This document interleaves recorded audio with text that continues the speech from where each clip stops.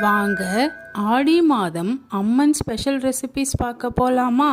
ஆடி 25ஆம் நாள் கருப்பு சுண்டல். கண்ணமிரண்டும் கதிர்வேல் காக்க என் இளங்கழுத்தை இனியவேல் காக்க மார்பை ரத்ன வடிவேல் காக்க சேரிள முளை மார்த்திருவேல் காக்க வடிவேலிரு தோள் வளம் பெற காக்க பிடரிகள் இரண்டும் பெருவேல் காக்க அழகுடன் முதுகை அருள்வேல் காக்க பழுபதினாரும் பருவேல் காக்க வெற்றிவேல் வயிற்றை விளங்கவே காக்க.